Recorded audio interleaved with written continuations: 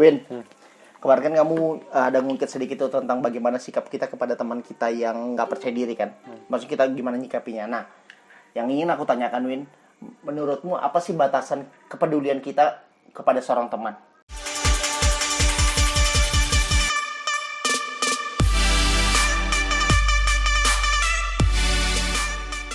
Kembali lagi di Ngasur 3.0 di jam 12 malam ke atas. Pam pam param pam pam pam pam pam pam pam.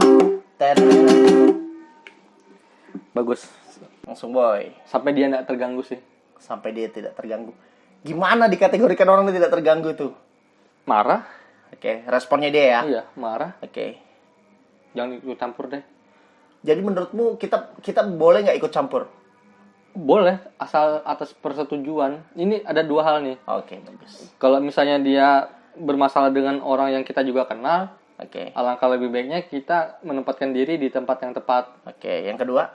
Kalau kita tidak kenal dengan orang yang bersangkutan, Oke. bagaimana caranya kita bisa meyakinkan bahwasanya teman kita ini kita berikan bantuan yang memang dia butuhkan. Oke. Contoh, Bagus. kamu sama Tama kelahi. Oke. Aku kenal kalian berdua. Oke. Dan aku lebih memilih untuk dengarkan kamu dan dengarkan Tama. Oke. Ini tidak Memihak, memihak. netral. Oke. Nah, yang kedua, misalnya kamu kelahi sama pacarmu, Oke. yang aku nggak kenal pacarmu kan?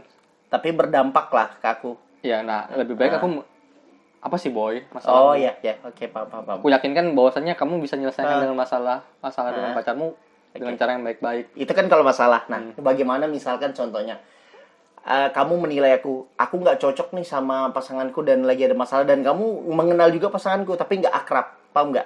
Maksudnya kamu udah pernah kenalin sama pasanganku, terus menurutmu kasiannya Ruman berhubungan sama itu malah jadinya hubungannya sebenarnya nggak sehat, Toxic. nah, toksik lah ya. Iya. Menurutmu gimana bentuk kepedulianmu ke aku? Manusia tuh satu boy, dari dulu kan Oke. aku sering ngomong sama kamu. Manusia tuh satu hal aja. Tunggu kejadian baru dia sadar. Kamu nggak bisa nasihatin orang yang lagi jatuh cinta, kamu nggak bisa nasihatin orang yang lagi marah, Oke. kamu nggak bisa nasihatin orang yang lagi emosian, dan cara yang paling tepat menurutku Apalagi orang adalah yang senang nggak bisa nasihatin. nggak bisa dinasihatin. Kamu misalnya aku bilang deh, boy pacarmu tuh kacau boy, Nah, udah baik-baik kok sama aku, oke. nggak bakal mau dengerin, tapi tunggu kejadian aja. Win, pacarku lagi gini Win. Nah, Oke. makanya aku selalu nempatkan diriku sih gini boy. Apa itu? Pada saat kamu merasa tidak nyaman, silakan cerita sama aku. Kalau kamu merasa nyaman, silakan cerita sama aku. Jadi aku ada di sampingmu aja gitu. Oh iya. Tapi bukan kamu yang Tidak berusaha untuk ngekat hubunganmu sih, atau tiba-tiba ngasih kamu warning gitu. sebentar Win, karena gini Win, karena aku itu punya kecenderungan, khususnya orang-orang yang kurasa dekat sama aku, meskipun dia mungkin yang nggak merasa dekat, aku itu cukup peduli itu. Ya. Kepedulianku sesatunya aku kepo, satu. Yang kedua, aku berusaha membantu dia mencari yang terbaik menurut aku. Salahnya situ. Jadi terkesan memang egois lah dalam berteman. Cuman karena aku juga observasi ya, otomatis kan aku punya pendapat yang kemungkinan, apalagi kalau sama-sama kenal, kemungkinan nggak baik buat temanku. Aku pasti berupaya banget untuk mengingatkan dia, meskipun makanya aku bilang apakah itu melanggar batasan, itu yang aku masih pertanyakan ke lingkupan kepedulian itu sih sebenarnya. Selama dia mau terima-terima aja sih menurutku nggak ada masalah. Makanya tadi batasanku sampai dia ngerespon balik dengan kalimat Tidak nyaman yang ya? tidak nyaman. Win, tolong dong. Oke, berarti Biarkan aku yang menyelesaikan sendiri. kadang karena itu aku menemu beberapa fenomena tuh, kadang misalkan dalam hubungan aku ngerasa kayaknya teman gue dimanfaatin misalkan, atau enggak ya tadi kalau misal lain hal kalau dalam masalah aku selalu bilang ke teman-temanku, baik teman-teman, pokoknya teman-teman yang masih akrab lah sampai sekarang, kalau kamu ada masalah, aku bilang satu-satunya temanmu yang gak akan pergi itu aku berani ngomong kayak gitu. Ini aku ngomong terbuka ke teman-teman gue semua. Maksudnya kamu misalkan besok nih lagi dipukulin orang dan aku ada di sampingmu, kalau misalkan aku nggak bisa bantu kamu ngadapin dia, ya aku sama-sama kamu berarti lagi dipukulin. Aku nggak akan pergi lah. Karakter yang kayak gitu tuh. Iya, ada rasa kepemilikan kan. Iya, apalagi kalau temanku udah nggak bisa. Contoh aja dah. Ini ada tingkat ke kita, ya kan, ada tingkat kita. Yang misalkan sebenarnya kaku nih batasannya, maksudnya nggak terlalu akrab. Terus aku ngelihat ada tingkatnya tuh kayak kurang menghargai bubuanku, temanku. Kalau dia ke aku, jujur sama sekali aku kayak B aja, biasa aja.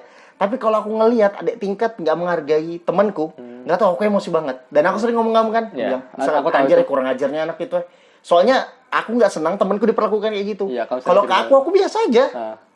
Nah, itu Boy, makanya sejak awal apa ya? Aku tahu cerita itu. Iya, Boy. makanya. Sering cerita. Ha-ha. Makanya kadang-kadang Hmm. aku tuh bagaimana menempatkan diriku di posisi yang paling rendah lah di awal gitu. Nah, aku kelihatan bodoh, aku kelihatan tolol, aku kelihatan tidak bermoral dengan orang-orang sekitarku. Supaya apa? Supaya aku bisa lihat batasan dia itu sampai mana tuh. Untuk tidak merespon balik. Iya, Ternyata dia lebih ternyata dia kurang ajar banget nih. Iya. Oh, sudah batasanku berarti di situ tuh. Nah, suatu saat nanti pada saat aku ketemu dengan dia lagi dan aku bawa persona diriku yang sebenarnya, ya tadi nggak pernah ada masalah lagi. Jadi aku sudah tahu tuh patternnya dia begini toh. Oh ya, dia batasan dia untuk menghargai orang ini toh. Iya. Apa ya? Maksudku aku di sini juga sekaligus meminta dikritik, Boy, kalau itu salah. Salah nggak aku kayak nggak nyaman temanku gitu kan? Udah terlalu dekat juga, orang tuh kadang udah lupa sama batasan-batasannya. Aku sering merasa kayak gitu sih. Aku nggak tahu kalimatnya sering kamu dengar nggak kalau kamu nonton YouTube. Kita tuh nggak perlu dibela sebenarnya. Kita tuh nggak perlu dibela gitu. Apa ya?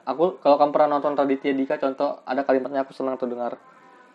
Pada saat Raditya Dika diserang sama orang lain kan, netizen, baru fansnya Raditya Dika bantu backup, iya, balik.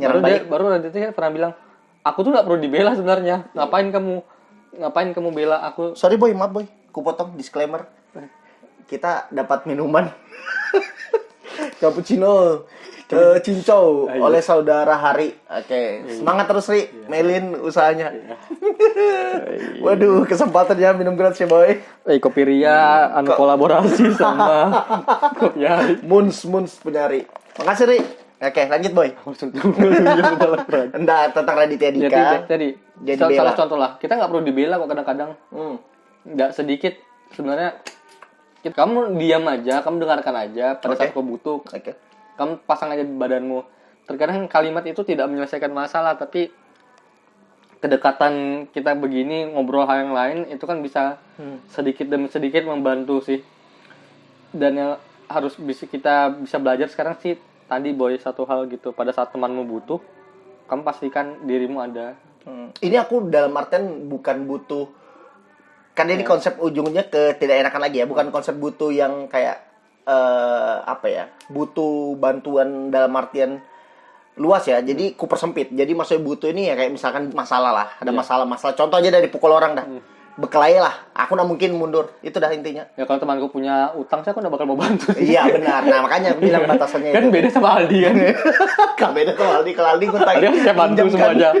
Kita Aldi kan, kalau kita kan sempit nih, kalau Aldi kan luas betul. Okay. Karena siap. Ada hal yang bisa kita bantu, ada hal yang nggak bisa kita bantu, kan sesederhana itu lah. Karena ada beberapa teman-teman kita yang juga butuh rasa sensitivitas kita kan, untuk respon aku dong, tapi aku nggak mau ngomong sama kamu nih. Tapi ada jeleknya.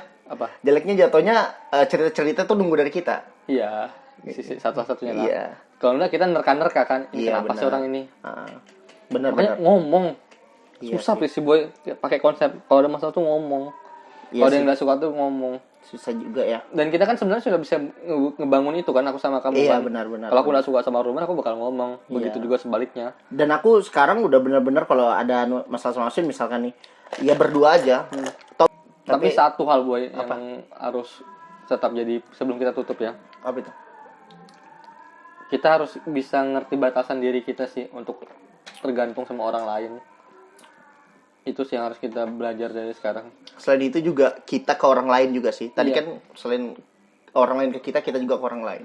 Apa ya, kesannya jangan sampai kita seakan-akan tuh jadi benalu buat teman kita, dan kita batasan ya. Dan kita seakan-akan jadi benalu buat orang lain karena kita ngegencet terus, dikit-dikit telepon, dikit-dikit tolong. Yang terpenting menurutku yang bisa kutarik dari ucapan terakhir Win, jangan pernah lah kamu selalu merasa benar setiap tindakanmu, terutama saat berhubungan dengan orang lain. Iya sih. Iya, kadang kan karena udah terlalu dekat orang tuh merasa nggak nyaman tapi nggak enak ngomong. Nah itu hati-hati tuh. Itu bahaya juga tuh sebenarnya tuh. Karena gini Win, kalau udah terlalu dekat tuh susah Boy. Kadang menurut aku aja terlalu dekat nih. Padahal itu salah karena udah nggak enak. Ya udah nggak ngomongin. Ya jelek jatuhnya jeleknya bisa jadi ngomongin di belakang. Tapi selama ini kan kamu tahu sendiri ya, kalau nggak suka buahnya aku ngomongin langsung, blak aja. Tapi banyak tuh orang yang kayak gitu tuh sebenarnya nggak senang hatinya, kesal, tapi dia diam nyimpan. Itu yang bahaya sih sebenarnya menurutku. Bukan bahaya sih, kasihan jatuhnya.